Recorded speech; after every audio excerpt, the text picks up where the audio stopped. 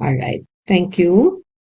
So you were all muted, but then it shouldn't stop you from sharing your ideas or asking questions by using the chat box. So we will be reading them later when we go to the question and answer portion. It will be good to also, if you want to also rename and put your name and then your organization, then that will also be good. So you can see all of that in the lower portion of your screen. All right. So um, at this point, allow me to introduce our guest speaker. So we are really happy and honored that he agreed to be the speaker in this second run of our mental health webinar. And I've seen this person grow from both personally and professionally. So, high school pa lang yun, kilala ko na. So, I will forgive him if he calls me tita, even if it will reveal my age. So, Cholo Javier is currently the Associate Dean of the Milleray School of Business and Management for Women in Assumption College, San Lorenzo, um, where he is also a professor. He teaches business and he's also a professor for psychology and business. And before joining Assumption, Cholo was also with organizations like Philippine Airlines and Petron Corporation. By profession, he is a registered psychometrician. At the moment, he is also pursuing his doctorate degree. So he's a doctoral student taking doctor in business administration program, and he's also an intern at De La Salle University, Manila. His research interests include organizational resilience, and that's why he wants to share this with us today. So specifically, he is interested in determining or how organizations move forward after experiencing a crisis. Cholo has gone through several schools. He obtained his bachelor's degree in psychology and business management at De La Salle University. He has a master's degree in industrial relations with a specialization in labor management relations from the University of the Philippines and a master's in business administration from Ateneo de Manila University.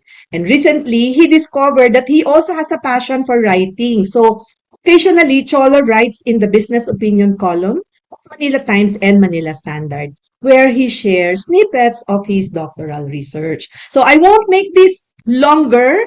So without further ado, let us give our guest speaker a virtual round of applause. So let me turn you over now to Cholo. Hello.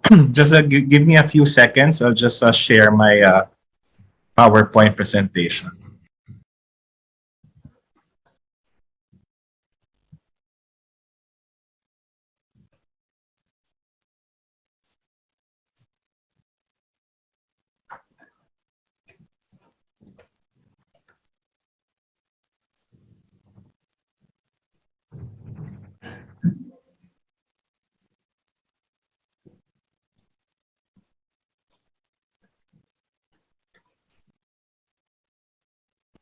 Okay. So there you go. Are you seeing my screen now? Okay. So once again, a pleasant good afternoon to everyone. I pray that you are all safe and physically and mentally healthy wherever you are attending this webinar provided to us by Assessment Analytics. I would like to start by asking, where were you? I'm sorry, where were you in 2020? By the way, what you are seeing in your screens now was a Time Magazine's cover in December 2020, where it says the worst year ever. So for me, it is partially different. No? The experience was partially different because I still consider it the best year, not because of the pandemic, but certainly because I got married in the same year, although not in the original schedule that we preferred. But it was still in the same year. So, but I also had my share of not so good things as well. The story that I'll be sharing with you now is what I have written in an opinion article, in an opinion piece at the Manila Times titled I Quit. Okay. So it was in 2020 when I started taking maintenance medicine for hypertension. I was 36 years old when I had to face the fact that I already have hypertension. So to make things worse, a couple of months later, I was already consulting a psychologist because of anxiety. Yes, anxiety is real. I even had to take medicines for that. So there were nights that I would experience panic attacks. I would wake up past midnight because I was having difficulty breathing. Maybe the consolation in my case is that being a psychology major, I have studied this and I know what to expect, and I know the first aid. Yes, all of that happened in 2020. Those were the major incidents, both the hypertension and the anxiety, I had to consider before finally leaving my former organization. But did I blame it on them? Did I blame it on my former organization? Definitely not, because I know that most organizations, if not all, were not prepared for the pandemic. And I'm also thankful to my former organization for attending to my needs that time. So to ensure that the mental health of their employees is well taken care of, they even partnered with a third-party service provider offering professional counseling services. But the effects of the panic really took a toll on me. So that I decided to leave the following year. But by the way, I have to make it clear what took a toll on me. It's actually the hypertension and the anxiety, and not my wedding, which I shared with you earlier. My wife could be here listening. That's why I had to clarify. So that's enough for me. I know you also have your own stories in 2020, but just allow me to proceed. So it was in 2020 when most businesses experienced a worldwide crisis in the form of a pandemic. In the Philippines, more than 2,000 establishments were forced to close down because of the effects of the COVID-19 pandemic. So since then, it has been my advocacy and research interest to think and research on how companies can future-proof their organizations. In my doctoral studies journey, I have spent a considerable time and effort in understanding and um, studying about crisis and its effects. That is why I have studied about organizational resilience and recently the Great Resignation. So as the Associate Dean for Business of the Assumption College, um, I always challenge our students to think of ways on how can business organizations future-proof their respective organizations or businesses. So in a while, I'll be sharing with you one of the studies I did as a doctoral student at De La Salle. I promise not to share the boring part like the statistics or the details of the paper. What I will share with you are the things you can immediately try out in your organizations, in your respective organizations. I also mentioned snippets of the same research in my opinion piece at the Manila Standard last July 17, 2022.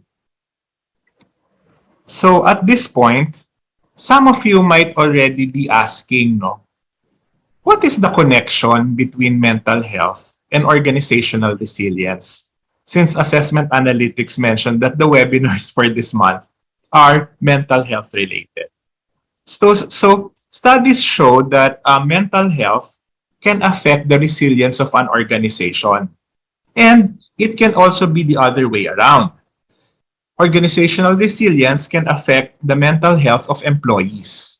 So to give you a concrete example, if during the start of the pandemic, employees were already affected by the mental health problems, do you think the organization or the organization can be business as usual if affected employees are absent from their work?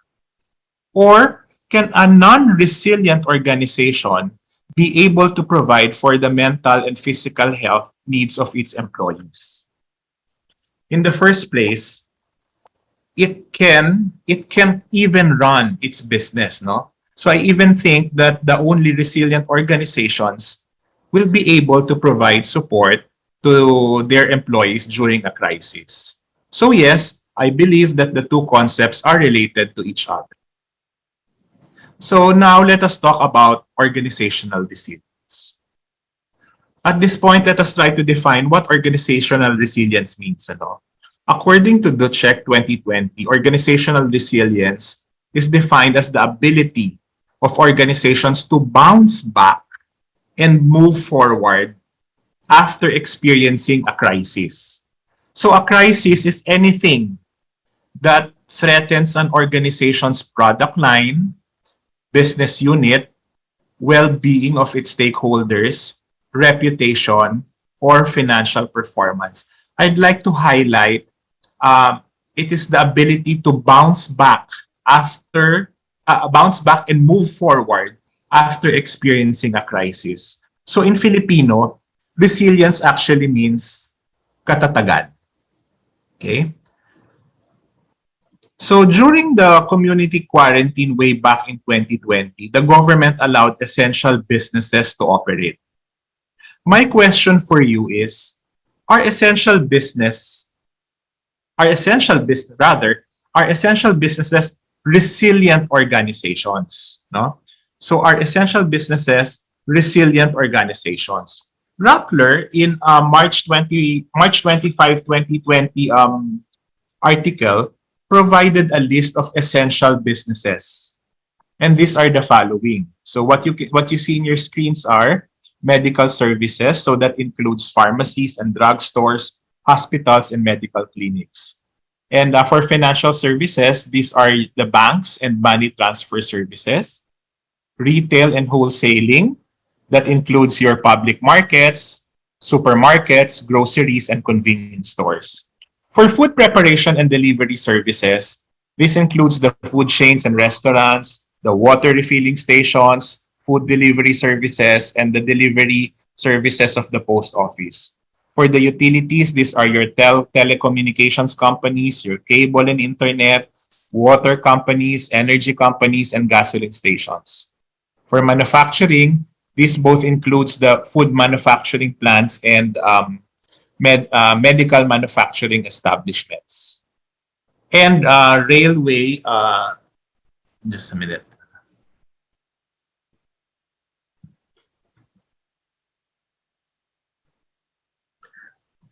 So that in manufacturing establishments, railway constructions, and the business process outsourcing. Okay. So going back to my question earlier, are businesses engaged in activities mentioned above considered as resilient organizations? Well, to give you a quick answer, my quick answer would be is yes if they have operated immediately when the government allowed them to resume business operations and they are still operating today. Then they can be considered as a resilient organization. Consider this. There were food establishments that were allowed to operate because they were considered as essential business, but still decided to remain closed or have decided to cease operations permanently. Then even if your business is essential, you cannot be considered as a resilient organization. So how do we then measure resilience? I will be sharing with you a few tools that I know. In your screens now, we already have a total of three ways to measure organizational resilience. The first one is called the Benchmark Resilience Tool, or BRT. There are three types of BRTs: BRT 53, BRT 13A, and BRT 13B. Do not be threatened about these codes. These are just, titles of the tools. Ano? So BRT 53 is a tool that measures BRT 53 is a tool that measures an organization's resilience through behavioral traits and perceptions. The survey is composed of 53 questions that are related to 13 theoretical constructs. No? That's according to Whitman et al. 2013. The BRT-53 is based on the research also of researchers like Lee et al. In 2013. Ano? So the BRT-30, so the other two versions, we have the BRT-53. Ano? The other two versions is the BRT-13A and BRT-13B.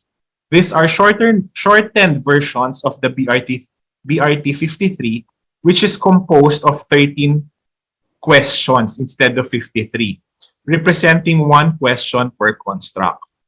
An online version of the questionnaire can be found on the website of Resilient Organizations of New Zealand. The next tool came from Resilient Organizations. So Resilient Organizations is actually a social enterprise based in New Zealand that helps different organizations become future ready by developing or improving resiliency among organizations. Later, I will let you let you try this one. No? So lastly is the Organizational Resilience Health Check from the Australian Government Department of Home Affairs. The questionnaire measures organizational resilience using the same 13 leading indicators that are grouped according to 3 organizational resilience factors of leadership and culture, networks and partnership, and change readiness.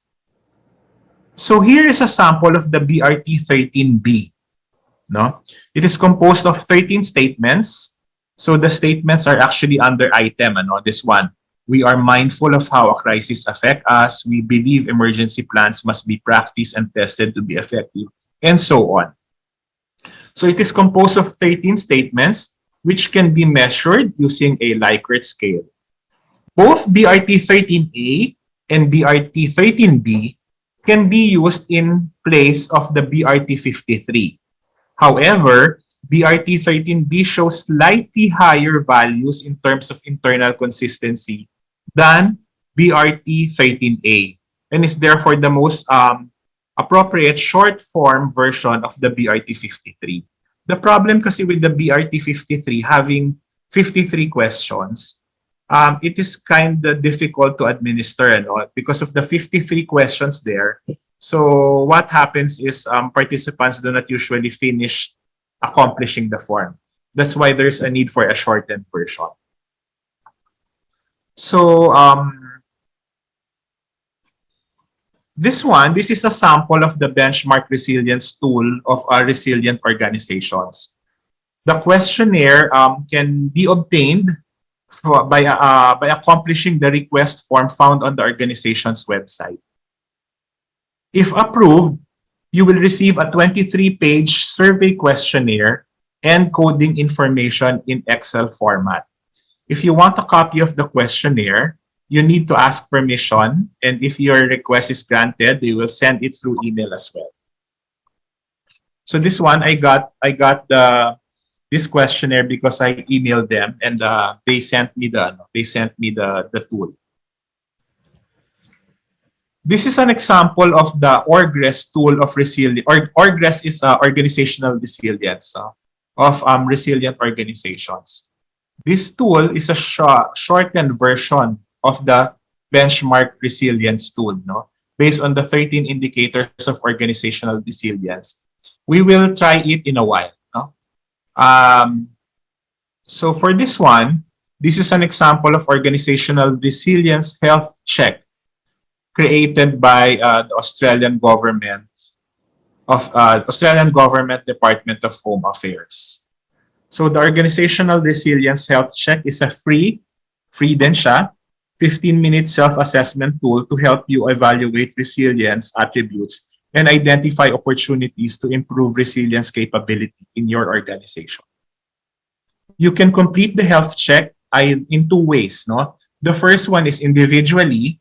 So a risk manager, human resources officer, team leader, or senior executive, or as a group, a management group, team members, or workshop environment. So you can accomplish this one in 2 ways. Okay, so for now, no, I will give you a minute or two to try out the free version of the Orgress tool from Resilient Organizations. The link to the survey is in the chat box. You can click it and try answering it, and the result will be emailed to you. No? Is it already in our chat box?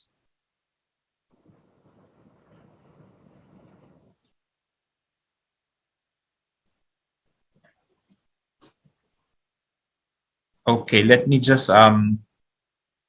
retrieve it.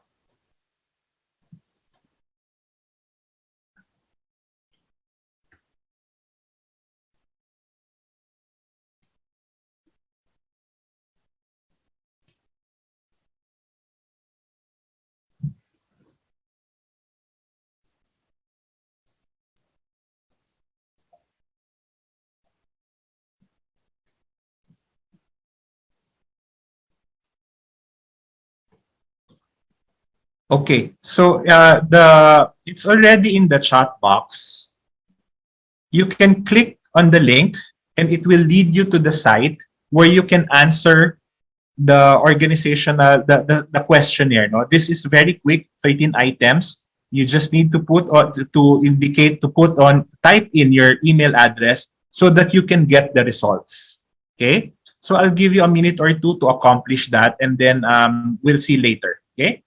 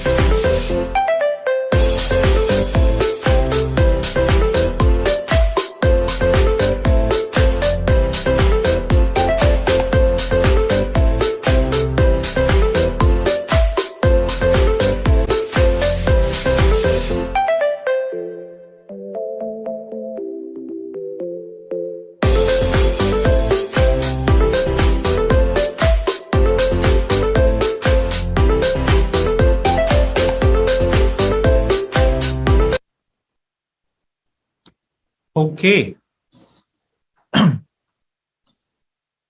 You should be receiving the results in your emails, but if you have not yet received it, you can either check your spam or wait for a little more. No, but for now, I think we have a question in the chat box. I saw it. No, let me just go through it.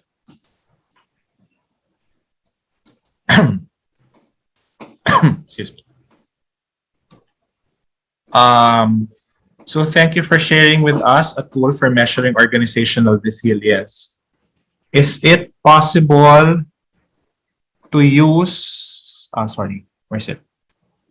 Is it possible to use any organizational resilience test or skills that are available in the internet? That's actually a good question, ano? As far as I know, of course, nobody can monopolize the use of a tool or, no, or a scale. So my short answer is yes, for as long as the tool or scale is both valid and reliable. No, valid, I mean, the test measures what it intends to measure. That's validity, di ba?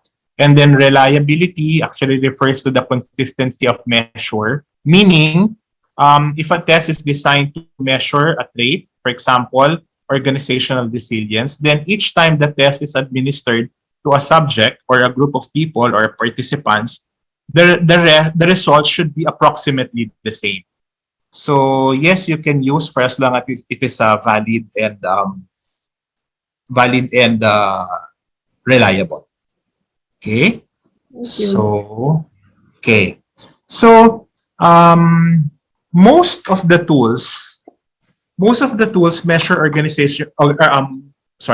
measure organizational resilience. Follow this model, the one that you're seeing in your screens now. No? There are three major factors, namely leadership and culture. If you can see my cursor, no, my mouse. So I'm hovering over it. No, leadership and culture. Then we have networks and relationships. This is it. And change readiness. This one. So under each factor are actually indicators. No? So for this leadership and culture, these are the indicators, decision making, staff engagement. No? We will go through it in a while. No? For change readiness, these are the indicators. And for networks and relationships, these are actually the indicators. So the source of this one, of the model that you're seeing now, is actually part of the resilient organization. No? The source is actually there at the bottom of your screen. So leadership and culture, it has 5 indicators, namely leadership, decision making, innovation and creativity, situation awareness, and staff engagement. These indicators identify the adaptive capacity of the organization. Okay? For networks and relationships, it has 4 indicators, namely breaking silos, effective partnerships, internal resources, and leveraging knowledge. These indicators identify the internal and external relationships fostered and developed for the organization to leverage when needed. Lastly is the change readiness factor. For change readiness, it has 4 indicators, namely planning strategies, proactive posture, stress testing plans, and unity of purpose. These indicators identify the planning undertaken and direction established to enable the organization to be change ready. Each indicator has been operationally defined. You might be wondering, it has a definition. Okay, you may check the definitions of each indicator in the website of resilient organizations. Each has been defined fully there. No, so the other tool, the organizational resilience health check, also define these indicators. So you may likewise view the definitions also in their respective website. Later, we will get like a quick opportunity to know some of the indicators here because I will be sharing with you the results of the actual study. Okay, so here it is na pala, no? We're quite fast or quite quick ano, in terms of this one. So please bear with me. Okay. So for the study,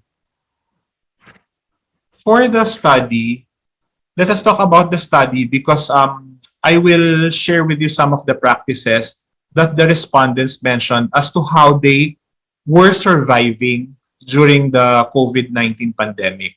So please note that the survey was administered in it was last year, mid 2021. So the respondents are actually 175 managerial employees from private corporations located in the National Capital Region here in the Philippines. Why National Capital? Why NCR? Because the community quarantine was initially implemented in the National Capital Region. So during the study, I got curious what happened to the organizations when the community quarantine was implemented. So majority of the respondents were middle managers with a count of 107 here, or 61.1%, while the others were senior managers with 51 or 29.1%, and those that belong to the executive management, which would account to 17 or 9.7%. The industries where most respondents came from were financial and insurance with 29 or 16.6%, manufacturing with 18 or 10.3%, wholesale and retail trade with 15 or 8.6%, other services also with 15 or 8.6%, admin and support services with 14 or 8%, information and communications with 12 or 6.9%. Okay? Most of the respondents belong to the large corporations with 104 or 59%. It's actually 58.9%, but it's already rounded off 59%. Followed by medium corporations, 39 or 22%, and around the 29 or 16.6% are from small corporations. 23 or 30.7% have been in business for 11 to 20 years, followed by the 21 to 30 years with 15 or 20%, and those less than 10 years in operation with 14 or 18.7%. Okay? So, what were the practices according to the respondents, no, that increased their organizational resilience? So, they mentioned according to them, these are breaking silos, planning strategies, leadership, staff engagement, and effective partnerships. Okay? So for breaking silos actually refer to the minimization of divisive social, cultural, and behavioral barriers, which are most often manifested as communication barriers, creating disjointed, disconnected, and detrimental ways of working. So practices that pertain to breaking silos include clear and continuous communication plans, seamless coordination across all levels, and teamwork. No, um, we've known teamwork for quite some time already, but during pandemic, during crisis, teamwork is still considered one of the strategies to increase resilience. But I've been yesterday. I went through again um, doon sa results, with the results of the raw data that I obtained. I was looking for some um, indicators in terms of breaking silos, what could be the positive side naman, ano? Kasi we're talking about increasing, eh. 'Di ba? Increasing organizational resilience, eh. So here, we one of the indicators is actually to break the silos that is happening in the organization. So some of the respondents, when I went through the raw data, also mentioned again about their organization didn't break the silos, no? So they're still working in silos. So probably that somehow affected their business operations. Next would be planning strategies, no? So planning strategies actually refers to the development and evaluation of plans and strategies to manage vulnerabilities concerning the business environment and its stakeholders. So the practices that help organizational resilience are having enough cash on hand, help one organization, okay, in implementing its contingency plan. And management was quick to initiate innovation in the delivery of services, especially during the pandemic. Okay, so these are some of the planning strategies. Earlier, I mentioned about some of the businesses that are considered as essential businesses, no, but did not actually um, resume when they were allowed by the government to operate, no? Kasi for food establishments like restaurants, no, this is what I have observed.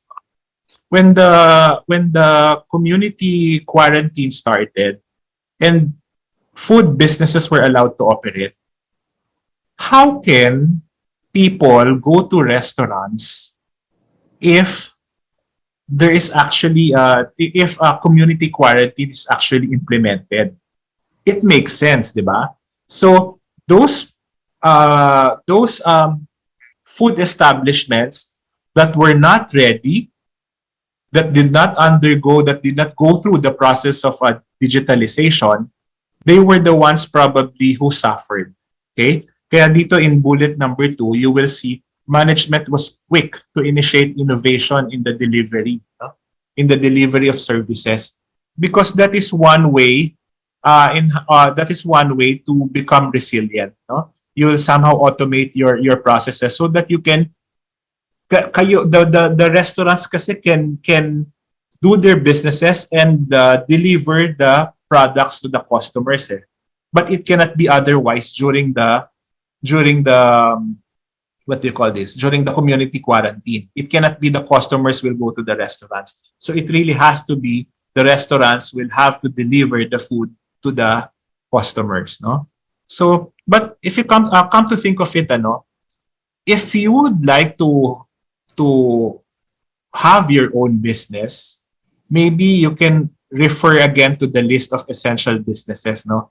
Kasi those are proven to be um are they all, can we consider them as pandemic proof already? I cannot say, you know, it will always depend on the organization itself. But if you can, if you will notice that you will be given a preference, the government will allow you to operate ahead of the others. So can you just imagine the theme parks, the casinos, the movie theaters, since they are not essential businesses, they were not allowed to operate together with the essential businesses. So that's my tip for you. No? If you want to have your own business later on, try to check the ones that are considered as essential. So in case a crisis happens or a pandemic happens again, you would know. We already learned that the organization will allow businesses like those mentioned in the essential businesses to operate ahead of the others. So for leadership, leadership actually refers to the strong crisis leadership to provide good management and decision making during times of crisis, as well as continuous evaluation of strategies and work programs against organizational goals. You would notice that the definition that I just mentioned to you is not the typical definition of leadership, no? That's why I was asking you to, if you would like to know the definitions of all the 13 indicators, you can actually check the websites. Clear direction and responsive leaders kept them afloat during the pandemic. Our board, this bullet number 2, our board and senior management are able to come up with sound decisions and business continuity plans during crisis and are willing to invest resources to support it. Okay? It goes back, yung willing to invest in resources to support it, it goes back to planning strategies, ano? The one that mentioned having enough cash on hand help one organization implement its contingency plan. So this is a good practice probably for organizations later on to have at least an emergency fund that you can use in case a crisis hits your organization. And lastly, for leadership, the leadership is keen to adopt new ways to cope with the challenges and changes.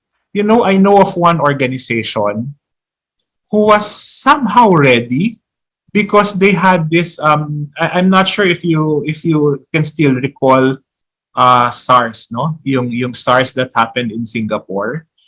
This organization that I'm referring to was actually prepared, and they were prepared. They have the ano, no, they have the crisis plan for SARS. But when COVID-19 hit the country, this organization was actually since they already knew about SARS, it actually helped them mobilize and continue its operations. So they immediately revisited the crisis plan that they had for the SARS, and it became they immediately formed groups, no, within their organizations to ensure that to ensure continuity. So business continuity plans are considered essential nowadays. So if your organization doesn't have one yet, it would be I think it would be best to to prepare one already. So for staff engagement refers to the engagement and involvement of staff who understand the link between their own work, the organization's resilience, and its long-term success. Staff is empowered and use their skills to solve problems. The practices that to help increase organizational resilience were being open to employees' ideas, having new techniques for managing people. Actually, these new techniques, for those not who are not yet familiar with work from home arrangement, those are actually the new techniques that were mentioned. No? So having new techniques for managing people, and the company helped us get through everything ever since the pandemic started. They always support our family and still gave us they give us work, no, according to the respondent. So for effective partnerships, these effective partnerships actually refer to an understanding of the relationships and resources the organization might need to access from other organizations during a crisis, and planning and management to ensure this access. Okay? So the practices that help increase organizational resilience are active collaboration, adjusting to stakeholder needs. Our one respondent mentioned that our partners are involved in crisis management, and partnering with a global network for the company to have access to best practices worldwide. So this is also in relation to breaking silos, no? If your organization used to work independently without the help of other organizations, then it might be high time for your organizations to start networking or creating partnerships with other organizations, because these other organizations later on can help you in terms of providing for the best practices. I know of an organization that didn't have, or actually they deliberately didn't want to create partnerships, no, with the, of course you'll be creating partnerships mostly also with the same in the same industry, and that could also be your competitors. Okay, so this organization deliberately did not want to create partnerships because of some trade secrets that they have, no. um, so what happened was, of course, they suffered because they didn't actually know what to do with the resources that they have. Okay, so this is actually ano, no, um, a flying school. It was a flying school, uh, and because of the nature of their business, they deliberately didn't want to uh, create partnerships. So what happened is they have an excess fuel for their planes. They really didn't know what to do with the excess fuels that they have, no. But their competitors, those who decided to create those who decided to create partnerships, yung the excess aviation fuel that they had for their planes, they sold it to other flying schools who were already operating. Okay. Uh, huh? Okay. So now, actually, this is no, this is going to be the I think second to the last slide that I have. So looking at the model, this is where the indicators mostly came from, no. So you will see the 13 indicators here, but those that are encircled are actually mentioned by the respondents, the which help them increase their organizational resilience. So as you can see, it is still distributed among the three major factors. But I would like to caution you, no. I'd like to caution the people listening now, no. Um, can we say that these are the only important indicators that we can actually improve on to improve our resilience, to make our organization resilient? Actually, this is just based on the study that I conducted last year. And it was confined to a COVID-19 pandemic. So where am I heading at? No? Of course, you can also look at the other indicators. If you can already stabilize those indicators, then better. No, I think you can start looking at it now while the pandemic is hopefully, no, with prayers, hopefully it's going to end soon. And then you start looking at the 13 indicators and check and assess your organization. Okay. So just to end our session today, I told you it's going to be a quick fast, no? It's going to be fast. So I would like to say that the tools can help business leaders and risk managers gauge where the organization are in terms of organizational resilience. You can always use those tools, no? I'm sure the ones that you've received in your emails already now, you're looking at it, and then you can check where you got low, where you can probably improve on, and then but always remember that these are just tools, no. This just this can only guide you or give you this can guide you, no. No matter how much organizations prepare, crisis will always affect your operations in one way or another, but only resilient organizations will survive a crisis. And lastly, the ultimate test of resilience is measured during an actual crisis.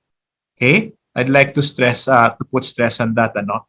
The ultimate test of resilience is measured during an actual crisis. So if a crisis hits your organization, remember, a crisis is not only in the form of pandemic.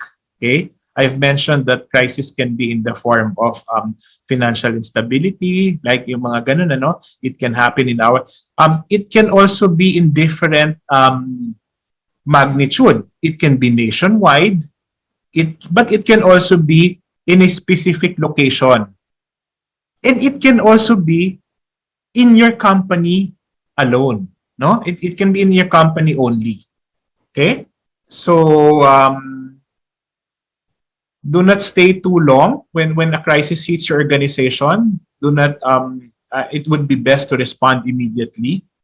And do not dwell too much on baka mamaya you might be saying, but according to the resilience in tool, according to the tools that we used for organizational resilience, it said that we are already resilient enough to no, to face a crisis. Of course, every crisis will have its own nature. It will affect you differently. So it's better to prepare to check into all the indicators. So prepare now before another crisis hits your organization. Okay. So thank you very much for listening. Maybe I'd like to, if you have questions, maybe I can entertain some of your questions if you have. Hi everyone, you might have questions. Please feel free to raise them in the chat box. Or you can also unmute yourself and ask the questions yourself through through audio. Shola, let me check because there are some who actually sent through private message. Let me Okay, just sure, check. sure. I'm reading it. Okay. Someone asked, this was actually earlier when you were sharing the tool. Okay. She said that there are other models of organizational resilience online, which is different from what you presented. Are these also reliable? Okay. Yes, I definitely agree with you, no? When I was actually doing my study, I discovered different models. I have seen, similar to you, no? I have seen different models.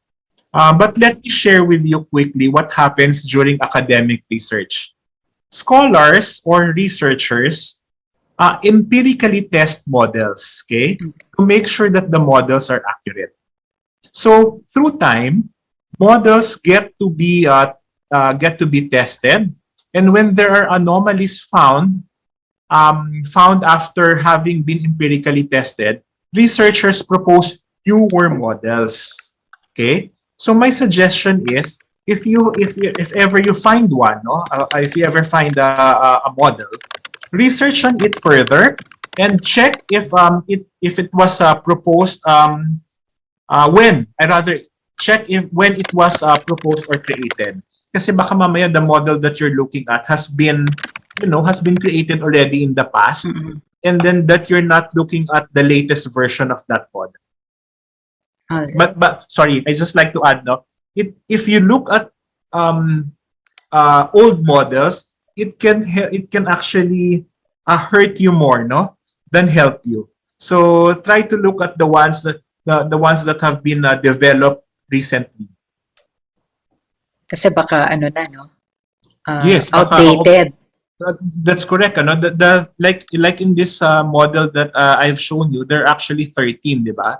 So in the models that I have seen in the past, there are actually 5, there are actually 8, no? So now it has become 13 already. So I think the additional indicators actually were found to be significant significant in terms of organizational resilience. Probably because of the changing times also. Yes, It's really and important. the nature of crisis. Yes. Okay. So reading through, I think somebody also sent, wait, someone sent to Carol and she pasted it here. Now that companies are slowly moving back to normal, new challenges arise because employees are required to go back to work. Are there new preparations and new strategies that companies need to do?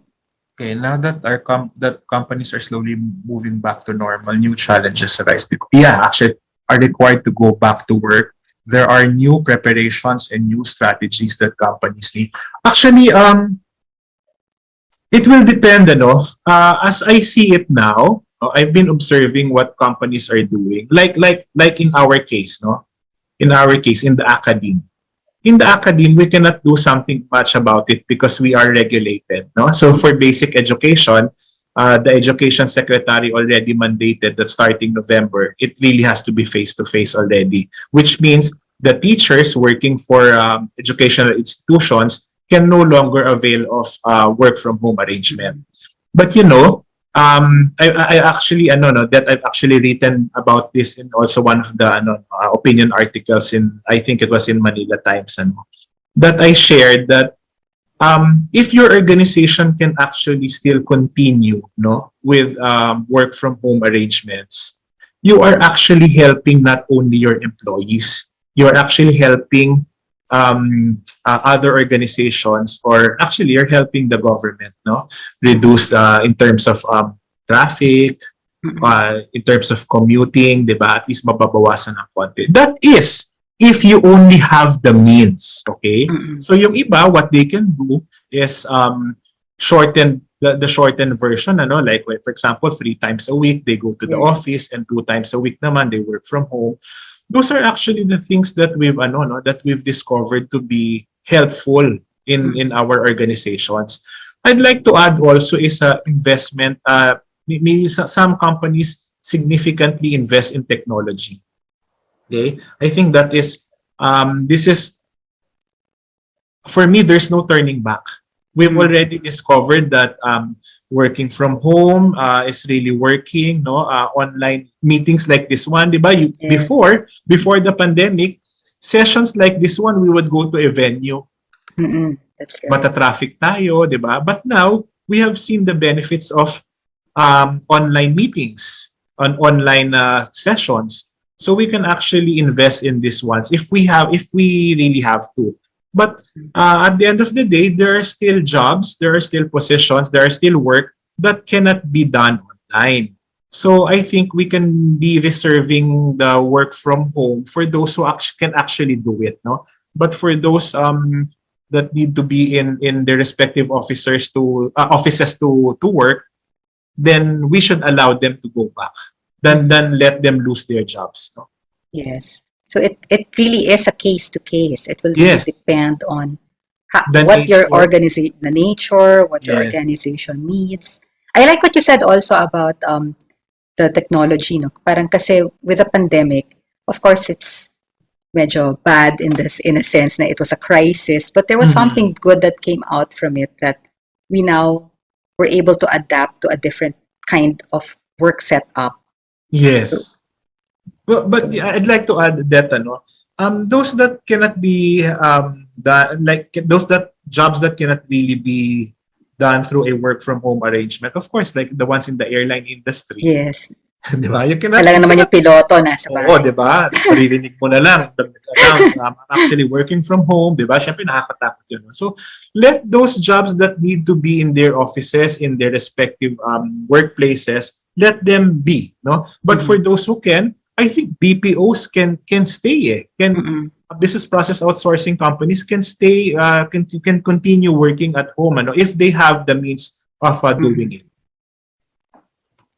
Okay, thanks, Cholo. Let me I, check if there I are have a other. question. Oh, there. Hi, Thank you. Cholo. I have a Hi, hello. question. So most of what was discussed was from the perspective of the organization, right? So how Mhm. can employees support the organization strategies to increase organizational resilience? So more of like how can we support it from the ground up, Okay, bottom up? Marshall. That's a very good question. Ano. Um, we've been talking about mental health earlier, no? But it is always a two-way thing, ano? It is a two-way thing. Of course, organizations first need to take care of their employees. Ang matutulong, what employees can help in terms of increasing probably the organizational resilience of the company is for employees to actually go to your work, you work, because um, your organization actually needs you. For example, if you're in manufacturing, kunyari, let's talk about alcohol, but I won't be specific about the company. Let's talk about alcohol. Of course, the alcohol was badly needed during the pandemic, no? So if the people working in manufacturing plants of those alcohol companies wouldn't go to you, if they still have the fear of it, no, the organization will not be able to produce what it needs to produce. So definitely the business operations will be affected. So what you can do, if your organization tells you that you have to undergo before, when the pandemic was starting, if you have to undergo testing, you have yourself checked. And then if you're fit to work, you go to work so that you can also contribute to the bottom line. Remember, in any organization, the employees contribution is very, very important. No, so it's a two-way thing.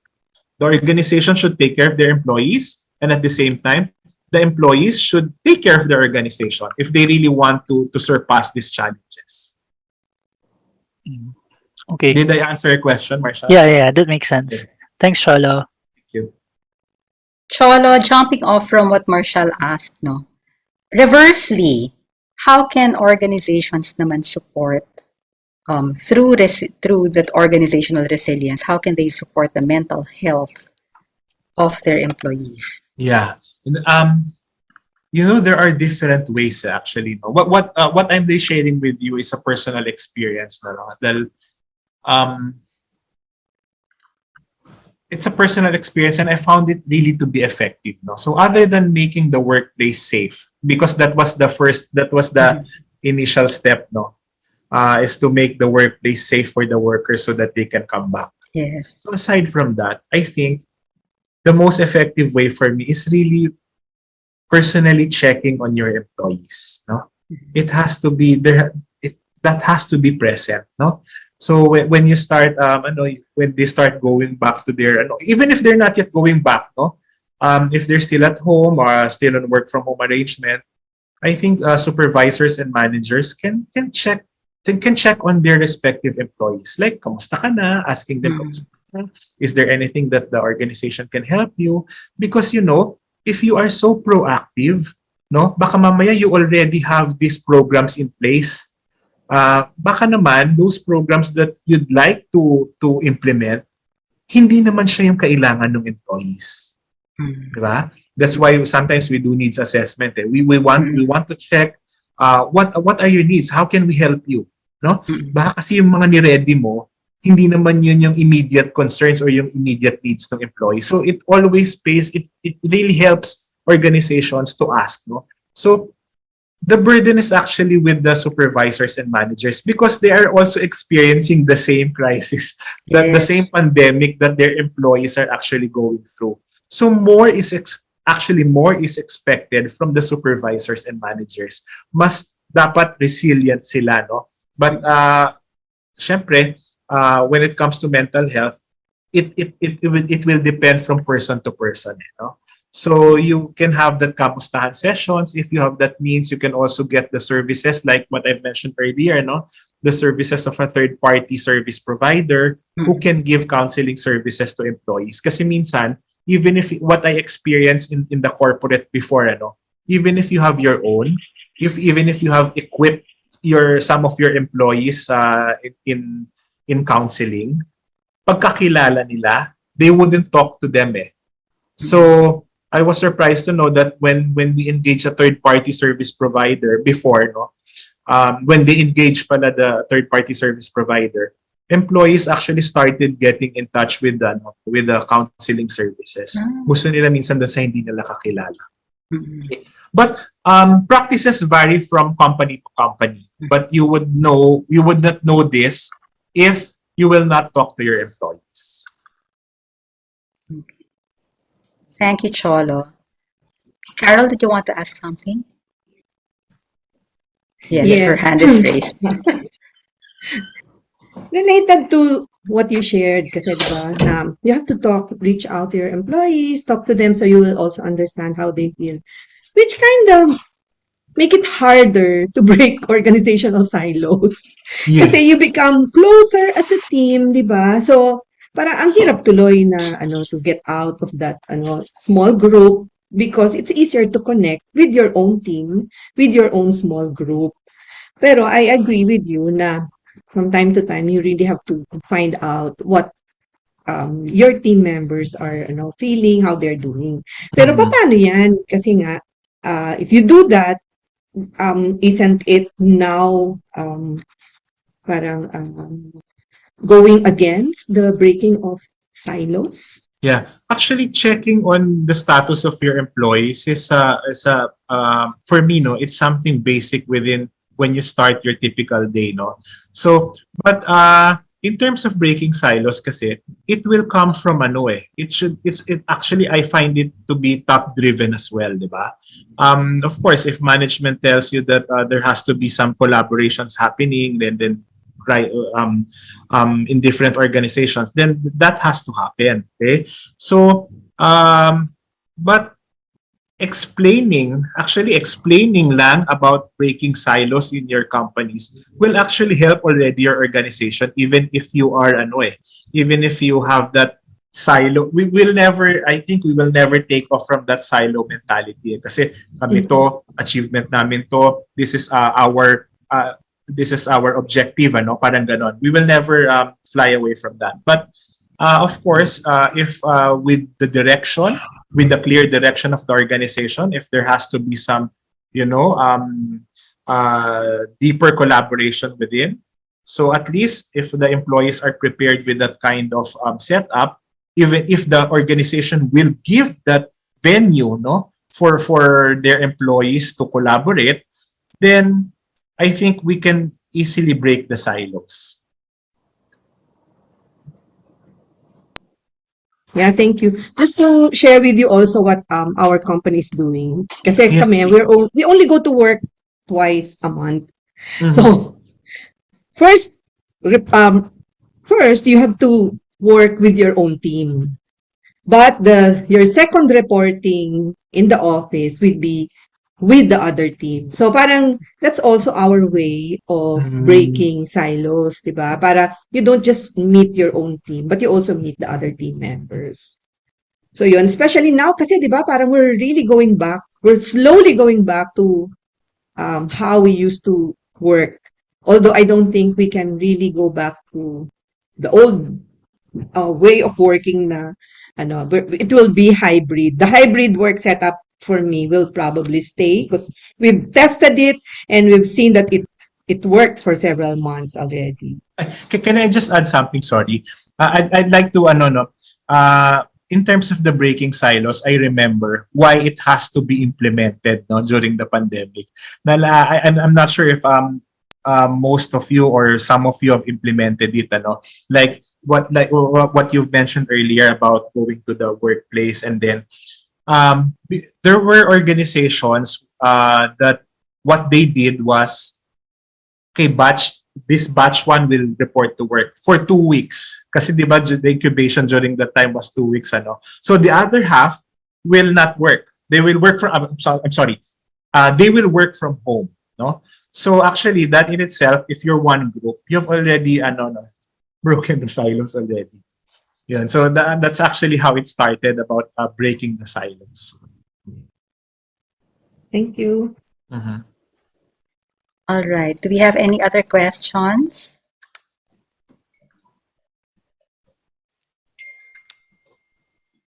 Don't be shy. You can ask through the chat or through, you may unmute yourself as well.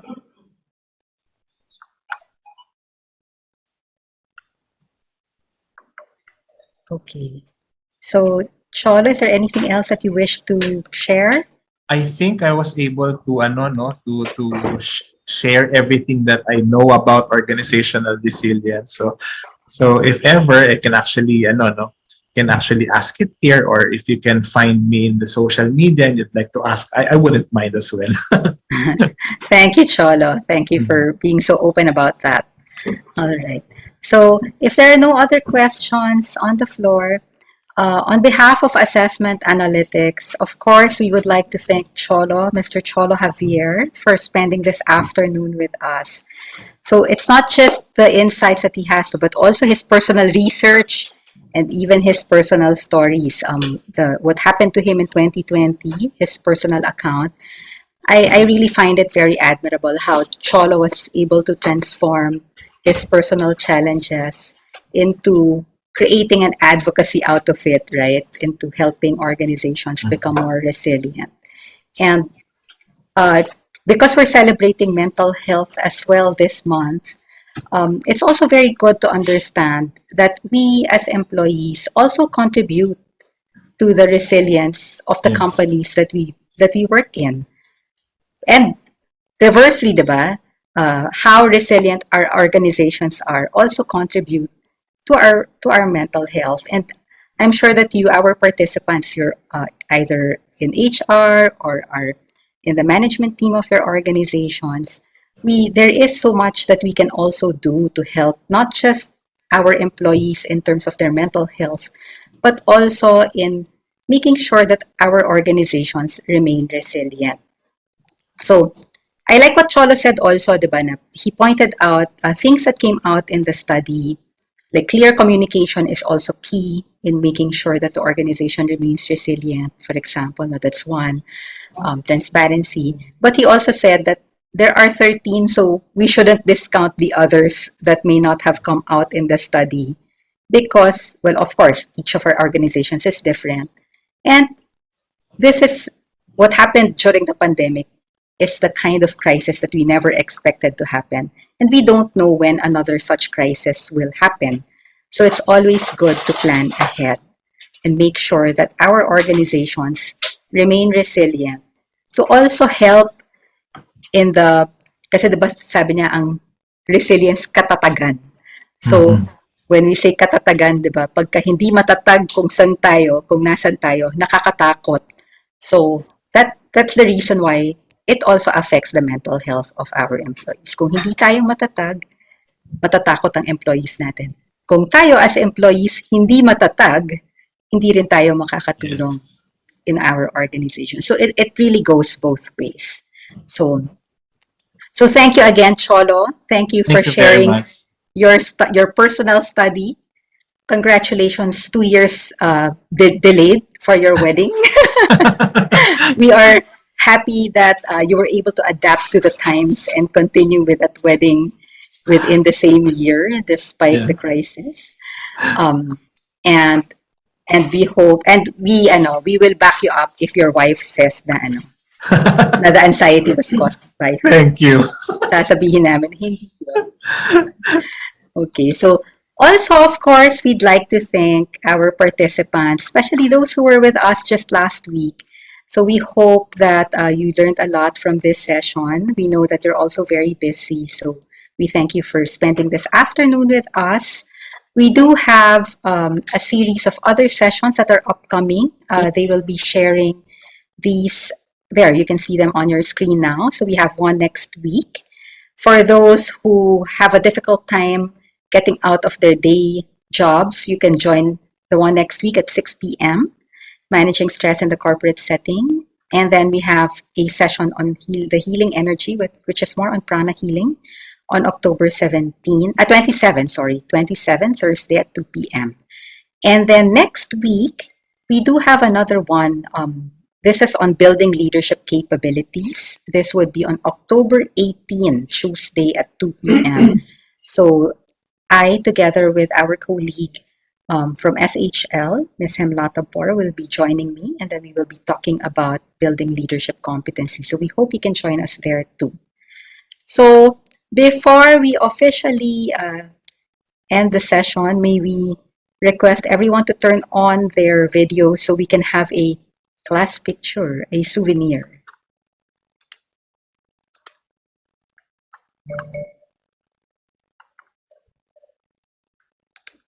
Don't be shy. Turn on your videos.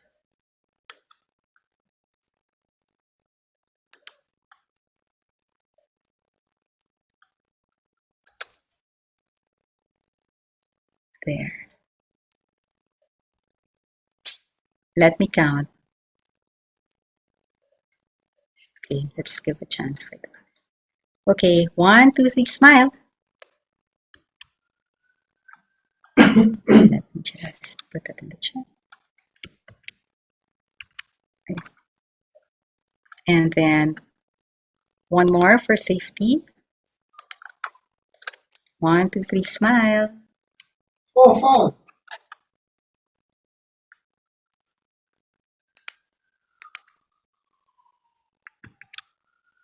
Okay, so thank you again, everyone. We will be posting a survey as well. If you could kindly answer that so that we can also see what other sessions we can run in the future and how else we can improve these sessions. Thank you for joining. Thank you very much. Thank you.